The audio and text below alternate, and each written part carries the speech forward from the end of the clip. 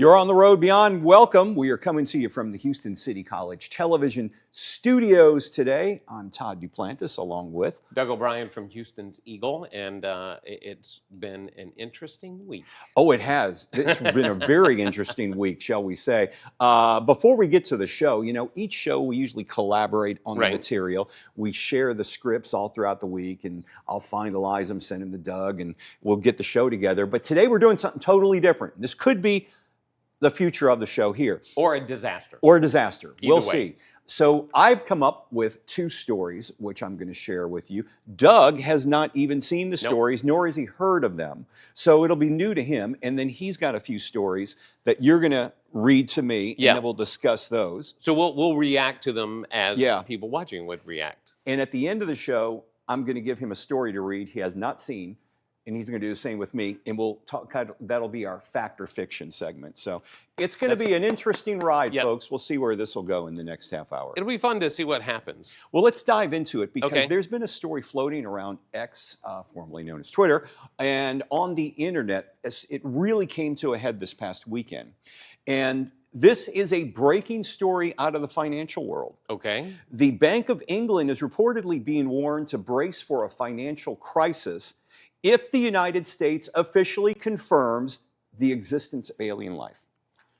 Wait, what does that have to do with money? Follow me here, if you will. The core claim is a former senior analyst has allegedly alerted the bank that President Trump could be confirming extraterrestrial life. It could spread it could spark widespread market panic, potentially leading to bank collapses and broader economic turmoil. So, Think of the whole sky think what happened when we said there was going to be a pandemic. Right. After 9/11, people were buying tarps for their houses. So, are they worried about aliens buying land? How does one affect the other, I guess, is my question. Just people panicking? Yeah, toilet paper will be gone for a year. Well, true. Look what happens there. The warning surfaced via many viral posts. One of them was from influencer Don Luker, who shared a short video highlighting a soundbite from this.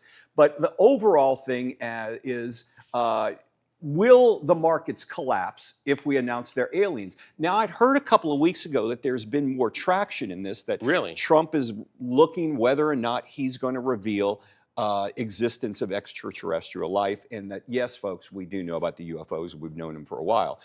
But then again, he's a guy that kind of measures things ahead. Yeah. How is this going to, affect the markets? We don't know, but it could be happening in the next few days. Are we getting confirmation from anybody else that this information may come out? Trust me, bro. That's it? It's from Trust Me Bro University? There's been no official confirmation. Neither the Bank of England nor U.S. officials have publicly commented on the specific warning as of now. Stay tuned for any developments. But hey, look what the Greenland thing's coming back up again. Yeah. There are a lot of things coming to surface right now.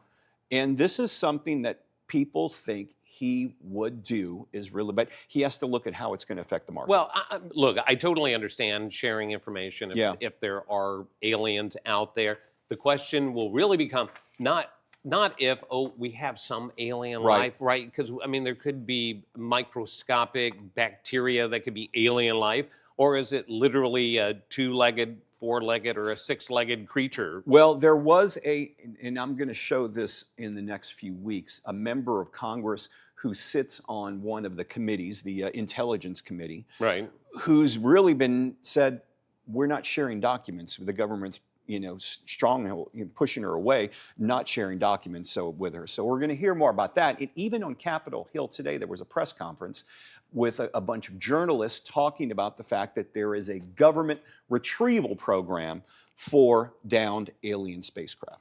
Okay, so when are we supposed to get this information, whether or not there are aliens? It could happen in the next couple of days. I was hoping we'd have some announcement.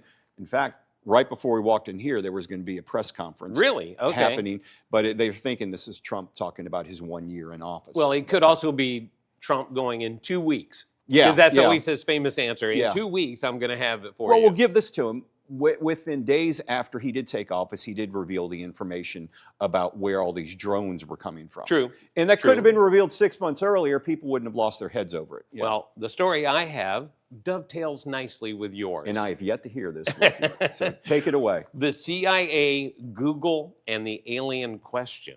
Yeah. There's a guy that works in the CIA named John Ramirez, says that's exactly what's happening, that Google could be involved with alien intelligence here on Earth. So are you thinking alien intelligence as opposed to artificial intelligence? Could be. Yeah. John Ramirez says he worked for the CIA as an analyst and executive officer. He claims the U.S. government knows aliens exist, has known for decades they exist, and keeps the knowledge extremely compartmentalized. Now, not who is this sharing guy it. again? His name is John Right, Ramirez. I know the name, but what's his whole role? He used to be in the CIA. Most That's people it. that were in the CIA don't. Okay, never mind. Yeah, All he right, somehow found a loophole in his NDA so that Okay, he all can right, talk yeah. about it. He's Yeah, 'cause claiming the that CIA there's leaves up loopholes. right. Yeah. He claims there's not going to be a dramatic arrival. That pretty much they're already here. That's what Right. a lot of chatter I've heard online as well. They're already here amongst Yes. us. So here's the connection with Google that's crazy. He claims that Google is helping seed advanced technology in its early years beyond standard venture capital, and Yeah. has specifically pointed to that the CIA helped Google with search technology, mapping tools like Google Earth, Wow. and planet scale visualization. All right. So he claims that the CIA helped out Google. Now, what Google is going to do is they're going to help the CIA so that when aliens do arrive, Yeah. they will be they will be the main company to work on basically interpreting what the aliens have to say to us. Okay, I'm not buying any of this because from what I hear, the aliens, when if they're already here, Yeah. they're already communicating with us. You may not know about it, but they already are. Google may already be doing it. Exactly. He says he's suggesting the understanding could help prepare humanity psychologically and making eventual alien disclosure less destabilizing. So it ties right into what you're talking about. And that's the whole thing, is that there are two schools of thoughts that are just way on opposite sides of the room. One of them is you announce to people, aliens are here. We've known about them for decades. We've been working with them. Nothing to worry about. And that people automatically go out. The toilet paper's gone. Right. People are sheltering out. People will not go back into their offices. We've already gone through a pandemic, so we know how to sequester. People will start doing that. And there's other school of thought that somebody will go, oh, aliens are here. Scroll, let's go to the next story. It's going to be 50-50. It's going to be 50-50. Yeah. Some people are going to care a lot. They're the ones buying the toilet paper. Well, here's what we actually know. Yeah. All right. So all of that is what John Ramirez says is going on. We do know that John Ramirez did work for the CIA. That has been confirmed. Okay. There is no public evidence that he worked on alien or extraterrestrial origins But this or is programs. the CIA. These guys won't even confirm 3i Atlas, which was documented to be streaming through the universe. Yep. They aren't confirming that either. And when it comes to Google, Google Earth came from Keyhole, a private company later acquired by Google. Yeah. Keyhole did receive funding from In-Q-Tel, a CIA-connected venture capital firm. How many CIA-connected venture capital firms? There's got to be know. dozens of them out I'm just there. saying. Yeah. But the U.S. government acknowledges some aerial objects remain unidentified, as we've talked about. But they've had, it's nothing new. They've had congressional hearings about this in the past couple of years. There could be an upcoming disclosure event. Exactly. Right? No declassified proof, no confirmation, so we have no receipts on any of this.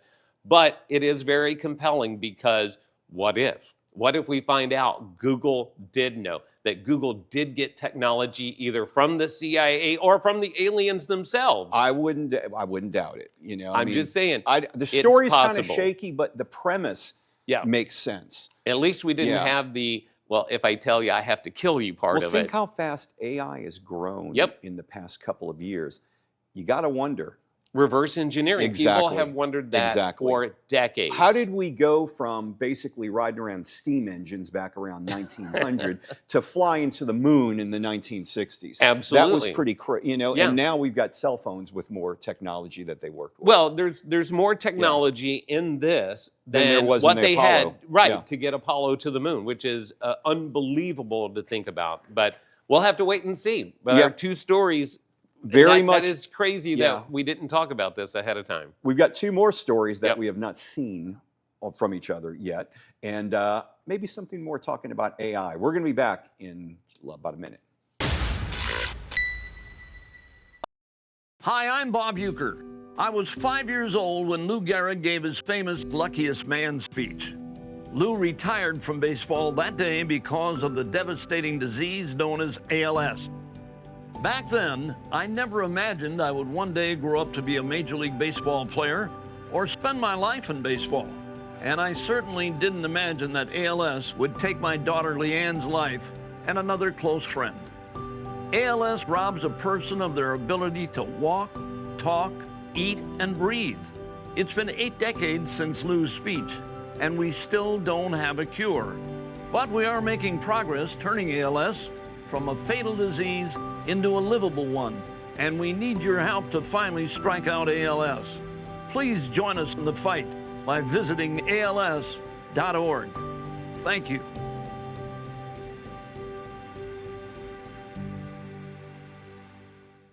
Poison Help is a free 24/7 hotline that answers all of your poison questions in over 100 languages. Hello? Poison Help? Hello? When poison happens, we're here for you. Just call Poison Help, 1-800-222-1222. Welcome back to the Road Beyond podcast. I'm Doug O'Brien along with Todd Duplantis. And don't forget, you can like, follow, and share our videos. You can find us on all the social media platforms. Also, you can subscribe to our YouTube channel at the Road Beyond podcast. There's a sign right there. And you can also follow Todd on X at Todd Duplantis 65. There you go. You look like I thought I was going to say some more. I was like, yeah, I'm ready to go. I shocked you by getting it right finally. Yeah, I know. Speaking of X, this next story is prompted by a post that was on X by user Area Westcott. The poster was talking about the fact that you could use AI to predict the future or to give you a glimpse of where the future is going. Okay. The weird thing about it, yeah, it makes complete sense. And you were like, yeah, that's kind of where we're headed right now. So how does it know? You prompt into Grok, in this case, or AI, give me a glimpse into the future. It looks at current events and started making a roadmap as to how we get to a certain point. The year targeted was 2055 in this one. Now imagine this, it's the year 2055. AI looks back at the United States in 2025. What we're worried about now, think about the 2 political parties, can America be saved or destroyed? That's kind of the common thread going either way. No matter which side of the aisle you're on, that's what people are talking about. This is one of those, so be careful what you ask. AI's looking back from 2055 into 2025. Back in 2025, AI says people thought then America would either be saved or destroyed. From 2055, that debate looks completely wrong. The U.S. didn't collapse, it fragmented. That's right. Okay. Power slowly shifted from the federal level to states, cities, and systems. Different states and cities and regions begin operating like semi-independent systems. Education standards, digital rights, healthcare access, even AI governance diverge sharply depending on where you live. National identity becomes symbolic. Local governance is the real power. Okay, now look, I have been saying this. I don't know if I've ever talked to you about it, but I sometimes wonder if America itself is too big, because what people in New York need or want is totally different than Florida Texas, or Iowa or anywhere else. That we honestly should have maybe 6 different regions, right? And that's where this is going. They then form what we know as the United States. You know? Yeah, so that's fascinating. That's exactly where this is going. Now it says, how do you combat this to be ready for when this happens? Well, stop planning your future around the country. Plan around specific states, metros, and ecosystems. Okay. Choose where you live and work based on resilience, water access, grid stability, educational systems, and political predictability. Build portable skills and digital income that are not tied to the Fed. Where you lived, and from what AI is saying during this period, mattered more than who you voted for. Okay. The biggest shock wasn't technology, It was trust. Once AI content flooded everything during this period, facts lost authority, truth didn't disappear, it became personal. People trusted individuals and small networks, not institutions. AI just didn't automate jobs, it automated your identity.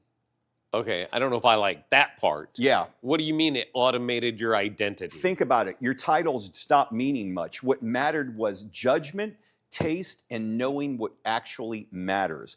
Politics stayed loud, but the real power went quiet. Okay, well, people in politics, and they even did an episode about this on West Wing Yeah. back in the day, that if you really want to make a difference in your world, run for city council. Right. Run for the board of your school. That's what's going to affect you the Right, most. because Yeah. that's hitting you at home. So Yeah. it sounds like they're predicting that we're actually going to get back to the basics, really, of what hits us locally. Well, I guess you could say the somber ending, as if things aren't really screwed up enough with this whole Yeah. view of where we're headed, is that AI, basically, people lost their trust in AI. Okay. Anxiety, outrage, isolation weakened everything. Attention became the most valuable and most exploited resource, kind of like what people That's what's do on going on social media. now. Yeah. Of course, we're ones to talk as we're sitting here doing this. The people that survived to 2055 and, Right. and thrived were the ones who are most adaptable. Think about, well, your career, Yeah, my career. yeah. We've reinvented ourselves how many Oh. times Numerous times. to keep moving through Yeah. professionally. Absolutely. Don't wait for the future. I guess the whole point of this thing is don't let it be somber. Don't wait for the future to decide who you want to be. Make yourself adaptable because, folks, things could be changing for us very quickly. So make the world you want. Make the world you want locally Right. and pick where you want to live. Well, in case you aren't happy with that, leads me right into my story. Yeah. How about getting away to a private destination? When somebody says to you, I know of a hotel out in the middle of nowhere, you usually think of like a dirt road, Yeah, I'm like the thinking, yeah. flashing no vacancy sign, Right, right. tumbleweeds Right. maybe. No, picture the moon. They are planning to put a hotel on the moon. This is not fake. This is totally I bet legit. you it's going to say Trump on it too. That's very possible. Right now, it could cost $250,000 to go up there and sleep, just spend the night. So hear this out. Okay. Prices All are right. ranging between $250,000 to $1 million per guest to go to the moon and spend a weekend. The company behind it is called GRU Space, right? They are building a permanent lunar outpost by the year 2032. Which really, in That's the only scheme 6 of things, years. yeah. That it's is not that far I'll be away. retiring hopefully around that time too, and maybe I can go to the moon. Why not? They are already taking money for people to Of go course up they there. are. They're Yeah. already taking Yeah. deposits, chump change, really.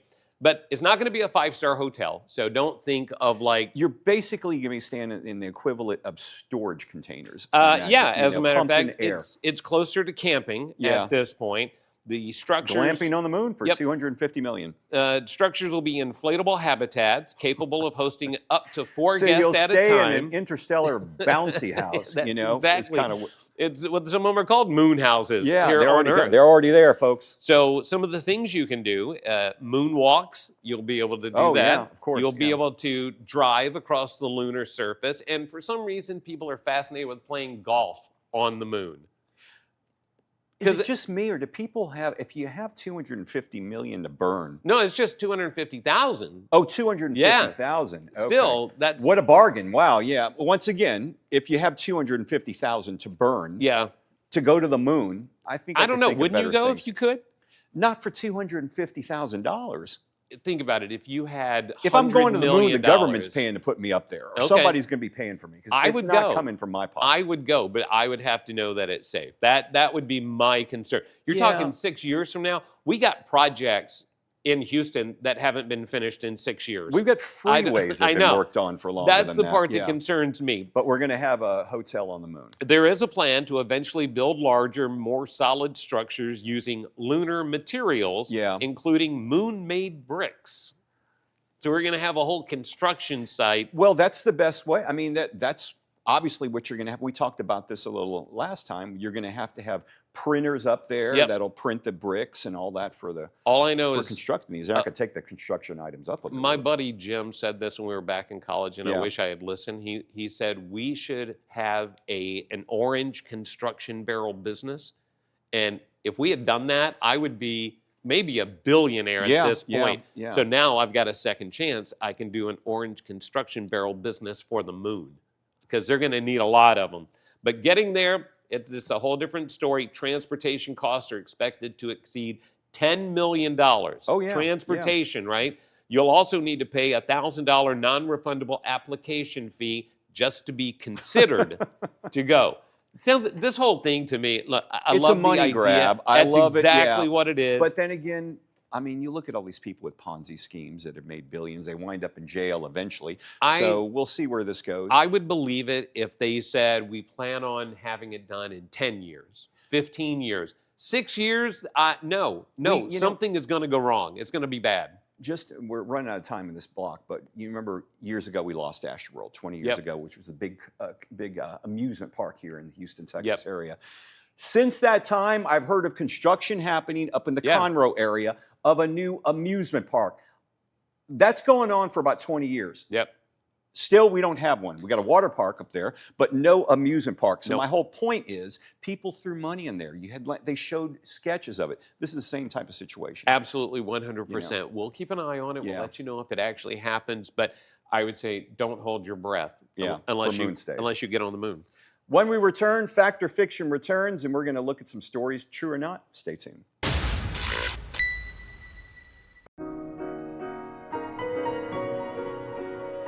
What would you give for a child you loved? To make their wish come true? To help them fight a critical illness? Just imagine what you'd do. Every single one of us can make the stars align, because when we come together, hope and joy will shine. Cause in the sky,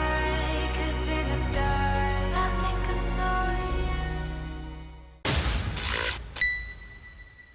Welcome back to the Road Beyond podcast. I'm Todd Duplantis with... Doug O'Brien from Houston's Eagle. Welcome. Don't forget to like, follow, and share on all the social media sites at the Road Beyond podcast. You ready for Fact or Fiction? I am, yeah. These are two stories. He's not seen what I'm going to have him read, nor have I seen what he is going to hand me as well. But why don't you start off with this story I picked especially for you. Okay. Yeah, start reading that All one right. here. So picture this. Vincennes, Indiana, 9 p.m., a quiet street. Suddenly, Fast and Furious Fisher-Price drift. A 51-year-old grown man is cruising down the road in Power Wheels. Yes, the toddler-sized plastic dream machine. Indiana state troopers spot him rolling along on the actual road in one of those. No headlights, no reflectors, no shame. Troopers pull him over and immediately notice something is off. Well, yeah. The driver, John McKee, is asked to step out of the vehicle, all 18 inches of it. Field sobriety tests are administered, and spoiler alert, he fails. A trip to the hospital confirms it wasn't just childhood nostalgia. Tests show McKee was under the influence of meth and marijuana. There you go. He looks like Beavis and Butthead at our Combined, age. yeah, combined together.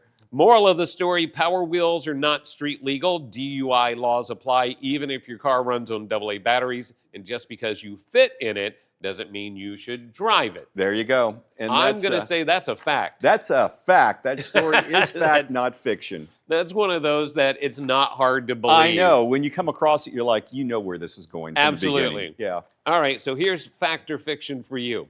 The San Francisco 49ers stadium was built so close to a massive electrical substation that the team has investigated whether electromagnetic energy from the facility could be affecting players' health and injuries. Fact or fiction? I'm going to go totally with a fact on that one. It is absolutely true. Yeah, Levi Stadium sits directly adjacent to a high voltage electrical substation in Santa Clara. Now, check it out.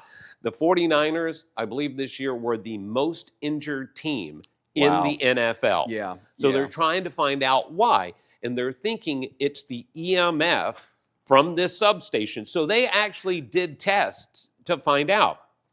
Independent engineers and consultants have confirmed elevated EMF readings in areas closest to the substation, and EMFs have been studied for decades in relationship to sleep disruption, fatigue, headaches, and muscle recovery.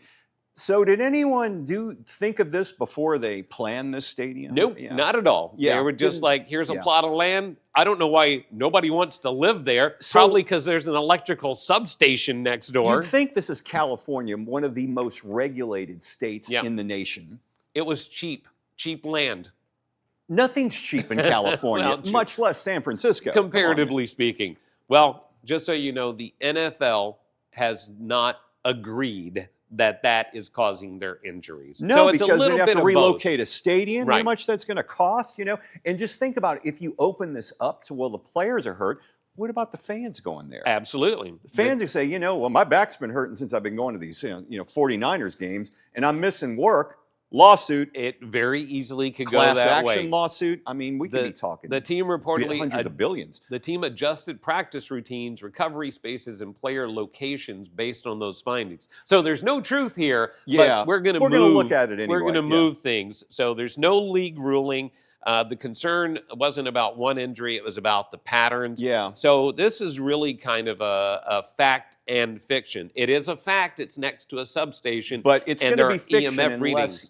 because people could sue us. Right, exactly. Yeah, so there's that's when no it's fiction. proof that this is causing the problem. Now, I know this kind of reminds me of that phenomena that happens in New York. Remember we did a story on it Oh, a few about months ago? that corner where the electricity goes nuts. Times Square here? Yeah. Yeah, kind of reminds me of that, nothing to worry about here. It's just electrical currents running through your body, making your hair stand out on end. It makes me wonder, too, if they're having paranormal experiences in there because, high EMF can make you hallucinate, make you feel like paranormal's going on. Can they blame this past weekend's loss on that? No, that was just they did not play well. Yeah. They played better than our team, but that's another story We for don't another even wanna day. go there. I don't want to go there. But yeah, so it's a little bit of fact, a little bit of fiction. Well, we're going to see how this new format goes so far. So if you like the new format of the show, comment below. Let us know what you think of it. And Definitely. we may. I think we're going to continue this at least till next week, or until people tell us stop doing that. One of the two. Yeah. Make sure you like, follow, and share. We're on all the social media sites, Facebook, Instagram. We're also on YouTube. You can subscribe. You can always find us right here at the Road Beyond podcast. And Todd is on X at Todd DuPlantis65. I'm Doug O'Brien from Houston's Eagle. And you got that right for the second time in the show. I know. Yeah. I think I'm getting a hang of this. I'm Todd DuPlantis with Houston City College. Thanks for being here today. We'll see you next week. See you.